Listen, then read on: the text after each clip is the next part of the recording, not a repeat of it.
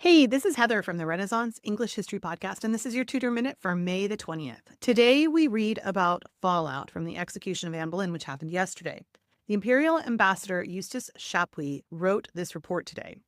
Although the generality of people here are glad of the execution of the said concubine, still a few find fault and grumble at the manner in which the proceedings against her have been conducted, and the condemnation of her and the rest, which is generally thought strange enough. People speak variously about the king, and certainly the slander will not cease when they hear of what passed and is passing between him and his new mistress, Jane Seymour. Already it sounds badly in the ears that the king, after such ignominy and discredit as the concubine has brought on his head, should manifest more joy and pleasure now, since her arrest and trial, than he has ever done on other occasions, for he has daily gone out to dine here and there with the ladies, and sometimes has remained with them till after midnight.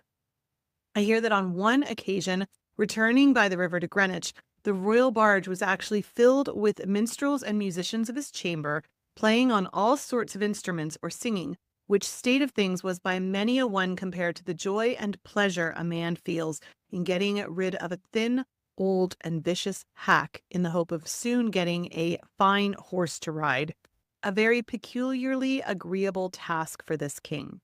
Henry was celebrating the fact that he was rid of one wife, but London was gossiping about it, and none seemed particularly pleased.